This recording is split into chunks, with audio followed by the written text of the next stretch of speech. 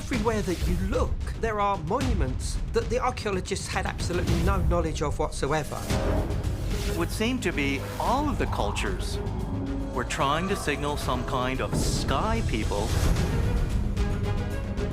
What if when we go past that wall, the real treasure trove is waiting inside? With the technology that has been and is being developed at the moment, archaeology will have to accept the fact that we have been visited by extraterrestrials in the remote past. Since the dawn of civilization, mankind has credited its origins to gods and other visitors from the stars. What if it were true? Did extraterrestrial beings really help to shape our history?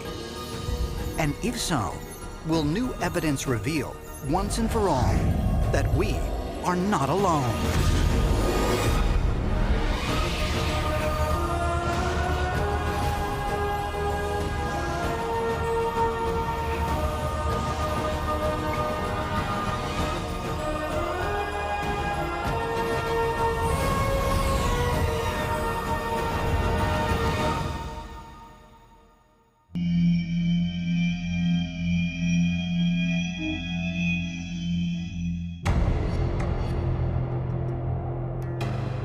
Throughout recorded history, archaeologists have discovered new structures, carvings, and texts that have put into question the established notions of our past. Ruins dating back thousands of years reveal engineering skill surpassing even modern capabilities. Ancient rock art depicts figures that resemble astronauts. And mysterious monoliths aligned with the stars dot the landscapes of nearly every continent. In his 1968 book, Chariots of the Gods, Erich von Däniken proposed that all of this evidence pointed to one profound truth, that extraterrestrials had visited Earth in the distant past and changed the course of human history. This concept is known as ancient astronaut theory, and today, it is embraced by literally millions of people around the world. Everyone in this room wants to ask, have you watched Ancient Aliens? And what's your comment about that series? King Tut's tomb may have more mysteries to reveal. The California Institute of Technology published a study claiming they have discovered a true ninth planet beyond Pluto. Ancient astronaut theorists suggest the evidence that extraterrestrials visited Earth is all around us, and say that with new technology, we are uncovering more proof than ever before.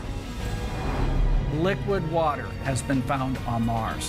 NASA's Hubble Space Telescope have made independent confirmations in the hunt for extrasolar planets. Gliese 581. This would be the most Earth-like exoplanet yet discovered.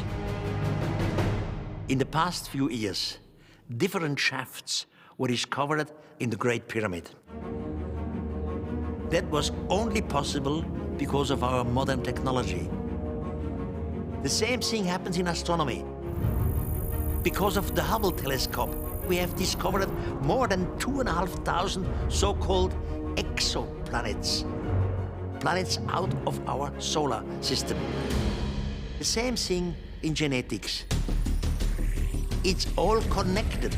We should finally understand to link all these things together. With all of the new technologies that archaeologists have to use now, ground-penetrating radar, satellite images, even the access of Google Earth has been a tremendous boon to archaeologists. And they're now finding things that we never thought existed. Science ultimately is a belief system that is based on certain evidence, but as new evidence comes in, authentic scientific investigation requires you to incorporate that evidence into the model that you are constructing. If we look at the recent findings, we're seeing the most revolutionary breakthroughs in the field of ancient astronaut theory that we have ever seen. Wiltshire, England. Here stands one of the most mysterious stone monuments on Earth, Stonehenge. For centuries, it has baffled archaeologists. But in September of 2015, just 2 miles away, a discovery was made that could provide an important new piece to the puzzle.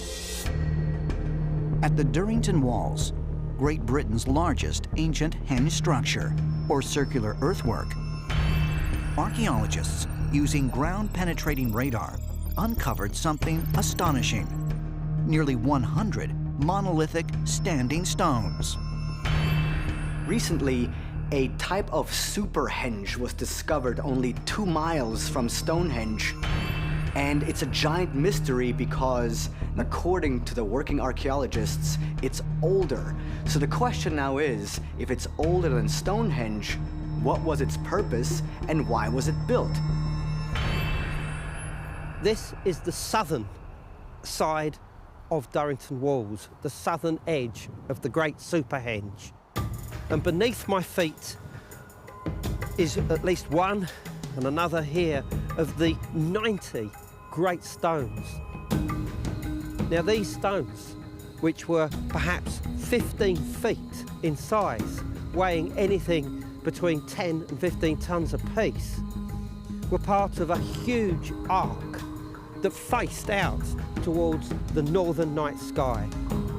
They were constructed as part of a mysterious monument even earlier than Durrington Walls, which dates to around 2500 BC. So they could be hundreds, perhaps even thousands of years earlier, and exactly why it's here is a complete mystery. These stones were purposely buried, and they seem to be part of a ritual complex that goes way beyond that particular site into the entire plain on which it's found. So these stones encircle one part of the site and were consequently buried under a mound, which is really mysterious.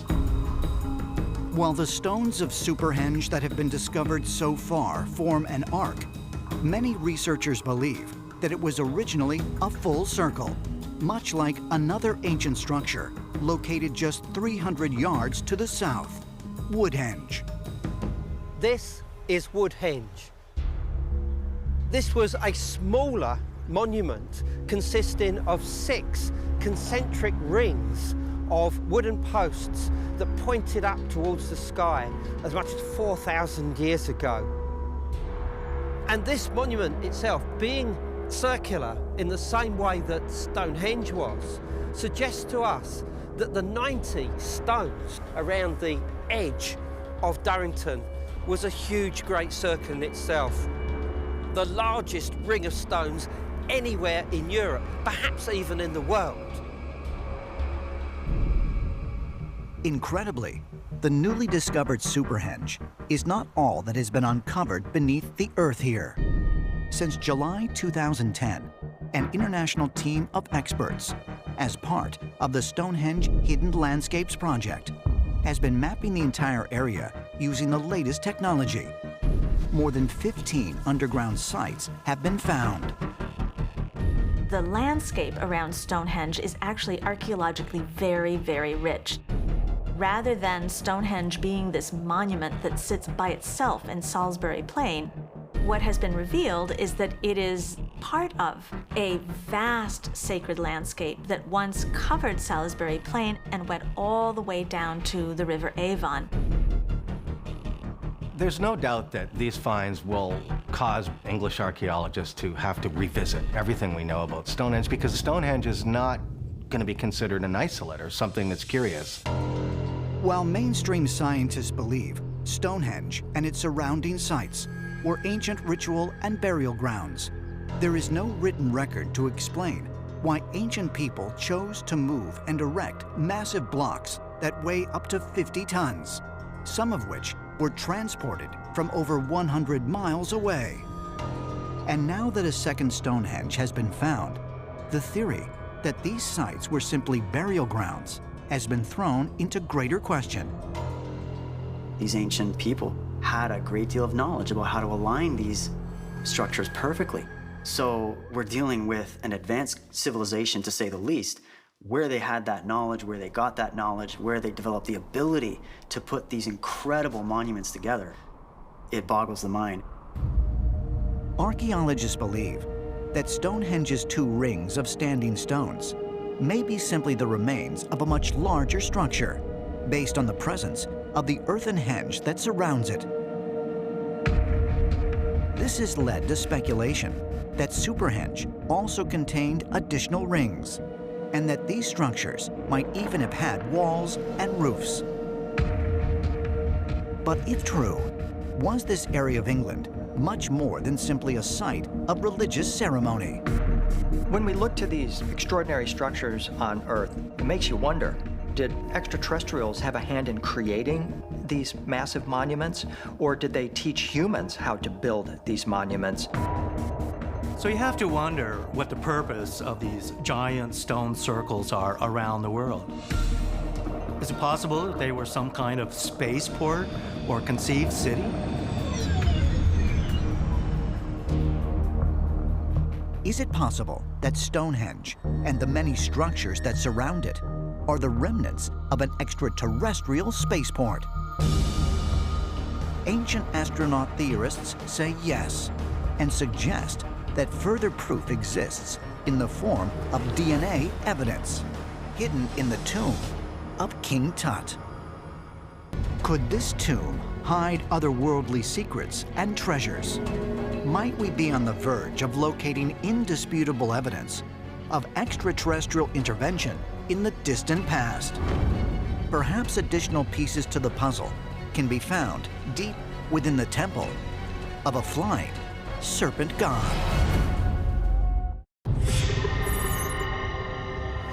Luxor, Egypt.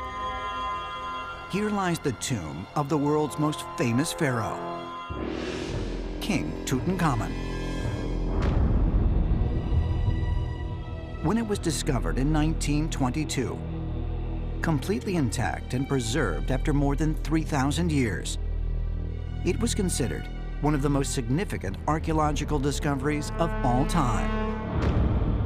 But as spectacular a find as it was, almost a century later, new evidence has come to light that there may be much more to King Tut's final resting place than meets the eye. While examining high-resolution scans of the tomb, on September 28, 2015, British Egyptologist Nicholas Reeves found something remarkable: the possibility of 2 hidden passages connected directly to King Tut's burial chamber. There was a Spanish company who was recruited to scan the tomb of Tutankhamun in order to replicate it. It is through this high-definition photography scanning that Reeves noticed that on the north wall of the burial chamber, there are some cracks indicating the possibility of a door. And also on the eastern wall. So there's 2 possible chambers. Reeves took his laser images to Dr. Mamdouh al-Damati, who is the Minister of Antiquities in Egypt, and they both decided to dig further. They used thermal scanning, which tells you the exact density of the wall at every part, and they have confirmed that they might have discovered another passageway or a chamber behind King Tut's burial chamber. Whether there are more buried treasures beyond the painted walls remains to be seen. But if so, Reeves has a theory. He believes the passageway may lead to the tomb of Queen Nefertiti, the wife of Pharaoh Akhenaten, who ruled during the 14th century BC. Reeves speculates that in fact Tutankhamun inherited the tomb of Nefertiti. The reason is this: the tomb of Tutankhamun is very unusual. It's rather small compared to the other pharaohs.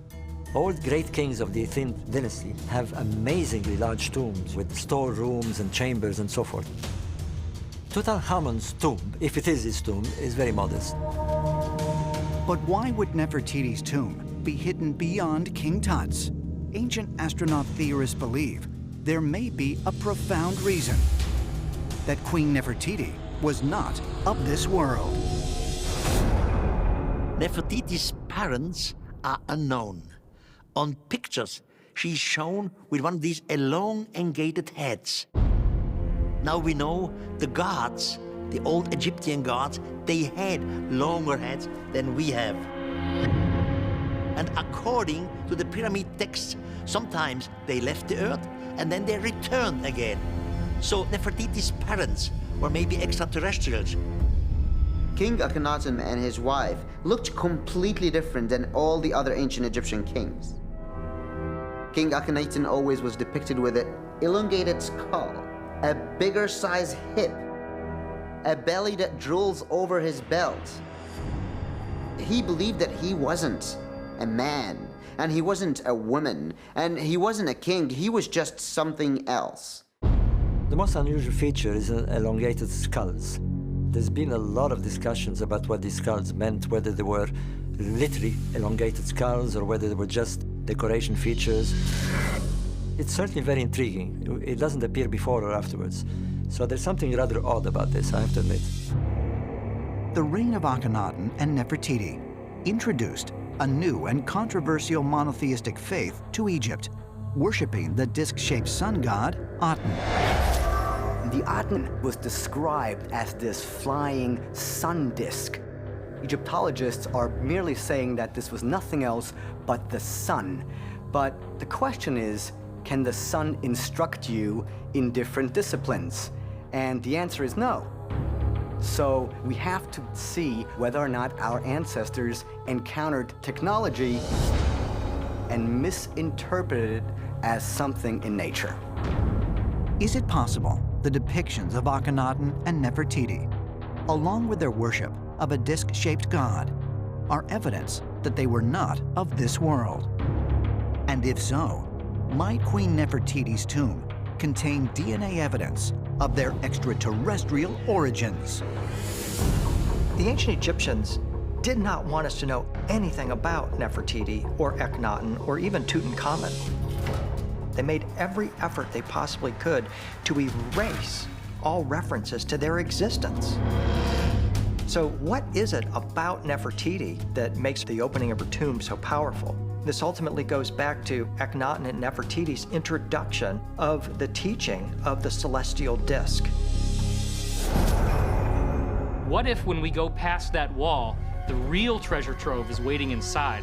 And when we go in there, we're going to find artifacts that could be undeniably extraterrestrial. Could this tomb hide otherworldly secrets and treasures? Might we be on the verge of locating indisputable evidence of extraterrestrial intervention in the distant past? Perhaps additional pieces to the puzzle can be found deep within the temple of a flying serpent god. Teotihuacan, Mexico, April 24th, 2015.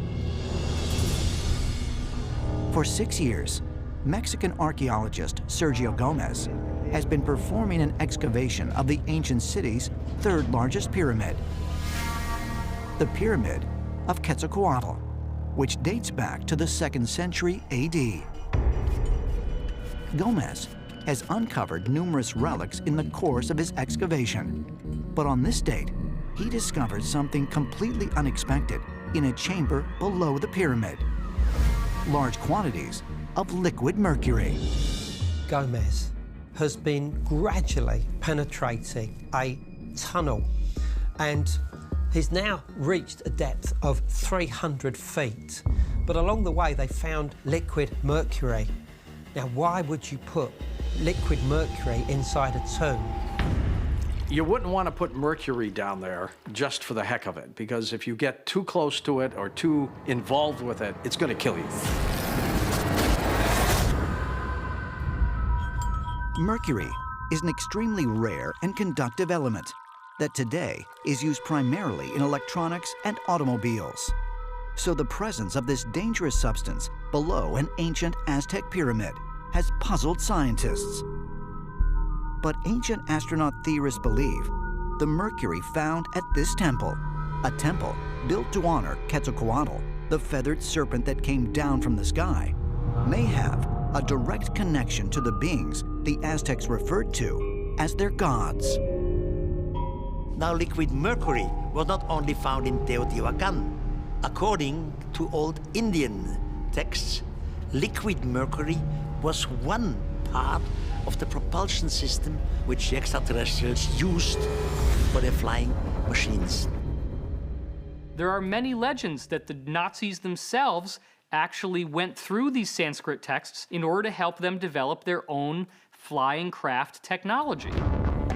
What we know from the leaked German scientific reports is that apparently if you subject Mercury to a very high level of electrostatic charge and then rotate it, you get a gravitational thrust which allows you to create inertial force that can counteract the normal force of gravity.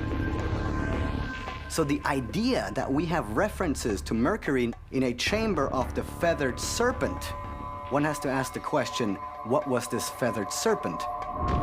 According to the ancient astronaut theory, we are talking about physical craft that at some point were misinterpreted as living creatures.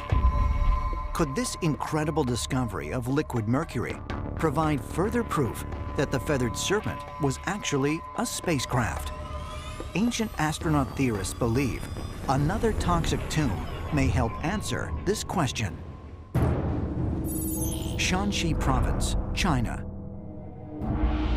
Here, buried deep under a hill, lies Emperor Qin Shi Huang. Undisturbed for more than 2,000 years, his tomb is best known for the discovery of thousands of terracotta warriors. But much of the massive underground structure has not yet been excavated due to high levels of mercury.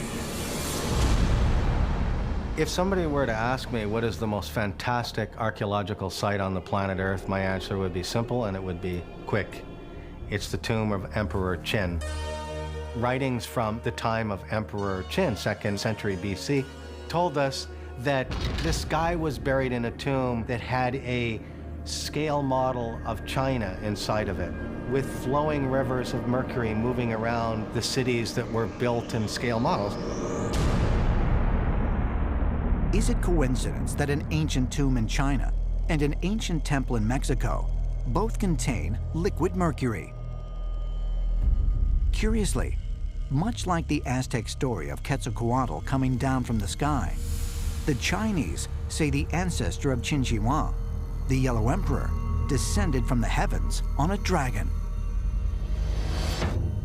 According to some mythological accounts, the Yellow Emperor was riding around on a dragon when he saw the people of Earth in need, and so he descended from the heavens to help them. According to Chinese myth, after ruling for 100 years, the Yellow Emperor called for the return of the dragon. 70 different people from his own staff all got on board this dragon and flew away. The dragon is said to travel vast distances in short periods of time.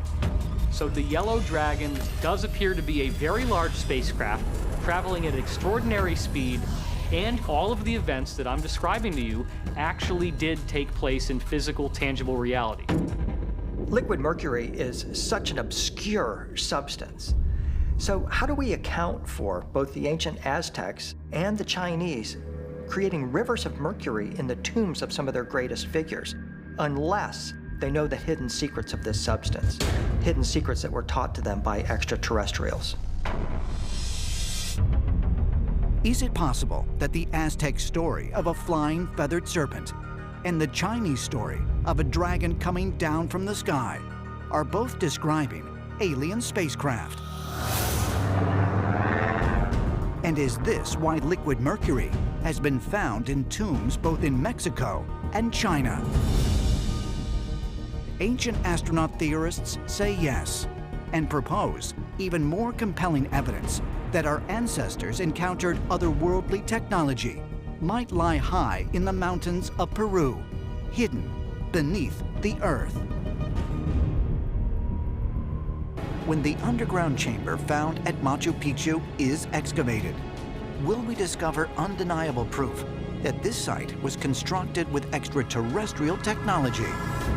Ancient astronaut theorists suggest further evidence can be found by examining newly discovered Nazca lines, as well as similar geoglyphs found on the other side of the world. Machu Picchu, Peru.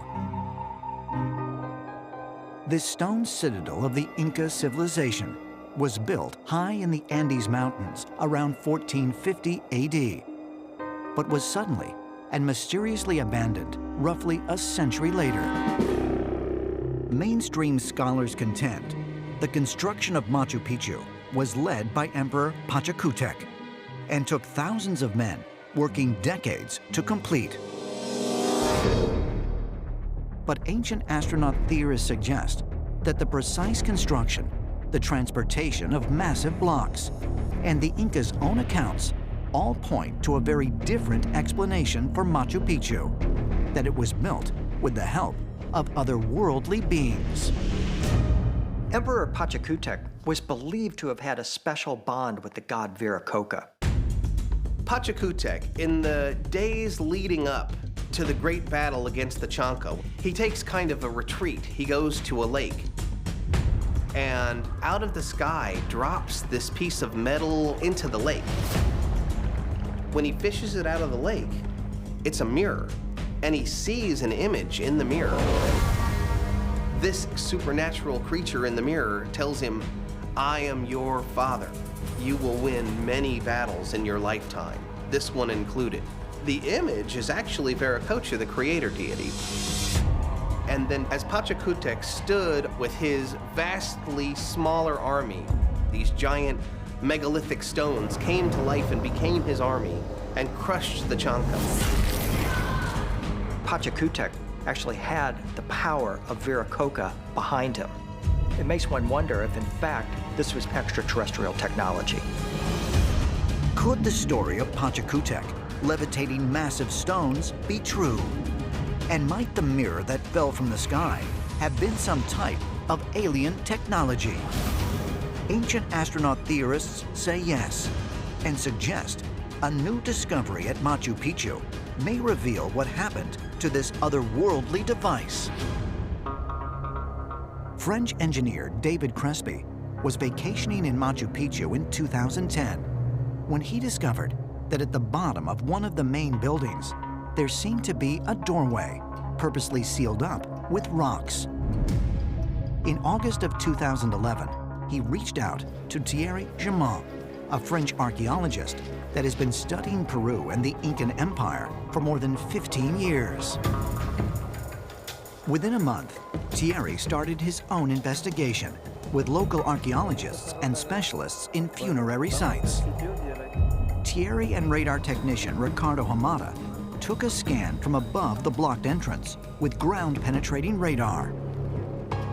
The image on the radar detector reveals a large cavity, and the broken lines indicate there may also be stairs leading even further down into the earth. Other equipment detected that there was metals inside this hidden chamber. Gold, silver, and other types of metallic objects, suggesting very strongly that we're dealing with some kind of a tomb. Although Thierry has confirmed Crespi's suspicions that the odd structure was an entrance sealed off at some point by the Incas, the Peruvian authorities have since banned his return to the site for further investigations.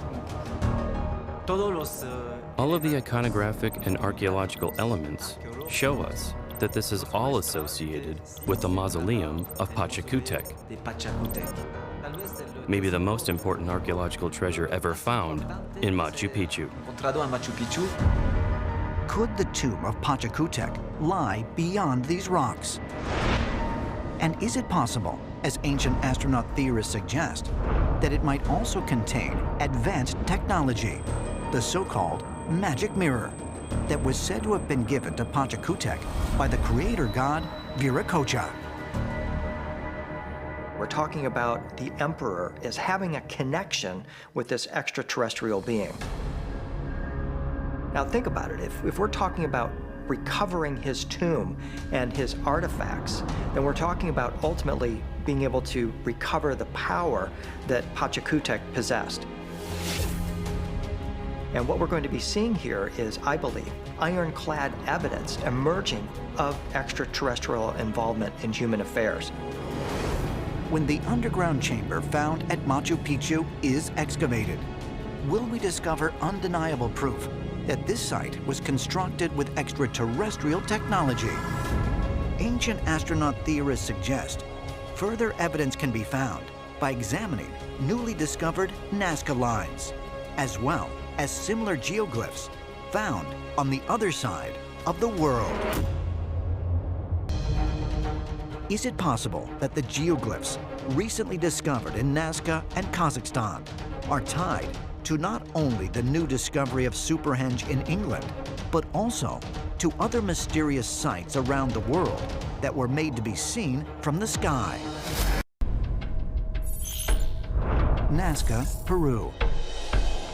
First discovered in 1927, the Nazca lines consist of hundreds of designs known as geoglyphs that can only be seen from above.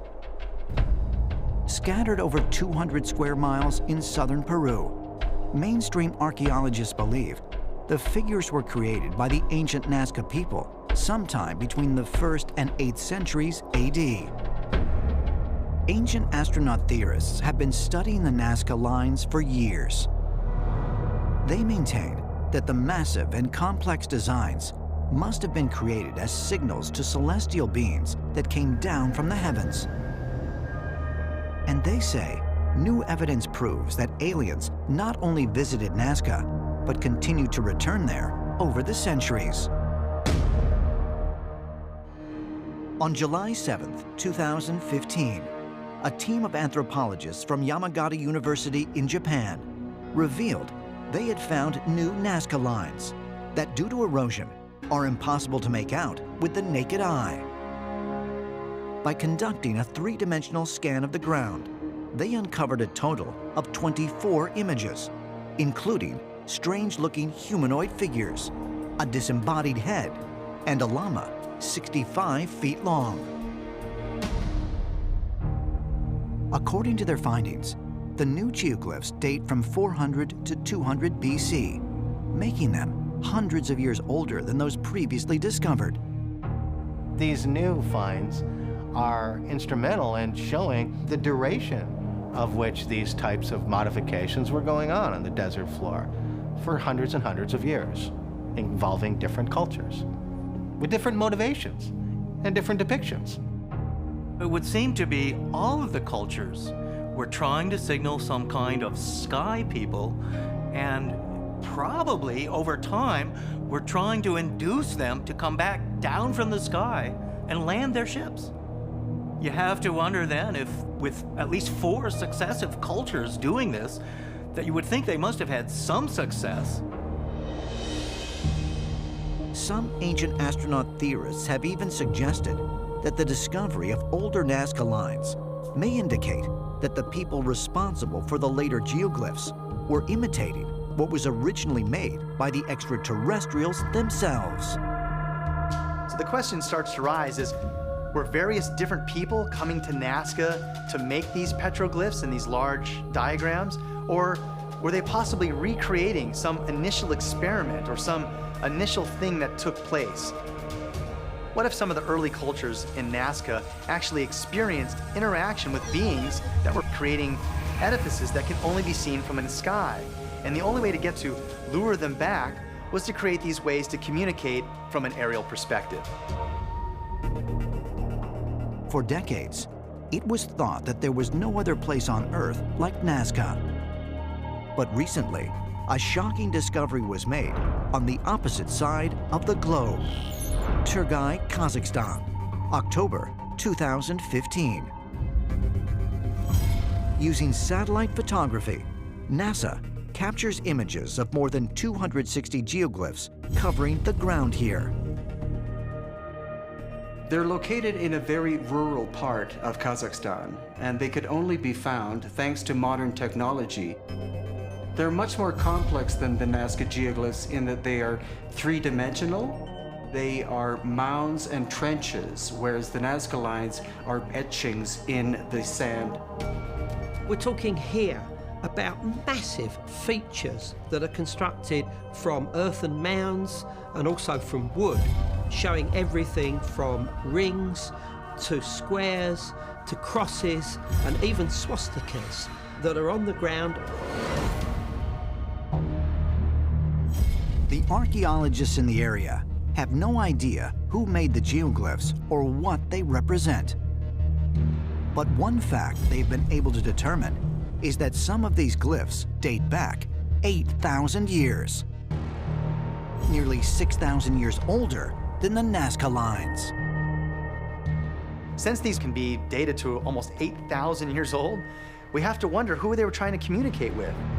Could it have been possibly what a lot of these ancient cultures referred to as gods? I think the fact that we're finding more and more of these symbols simply tell us that the humankind at that time tried to communicate with what they thought were the gods from above. Could the new geoglyphs found in Kazakhstan be evidence that our ancestors encountered extraterrestrial visitors as much as 8,000 years ago?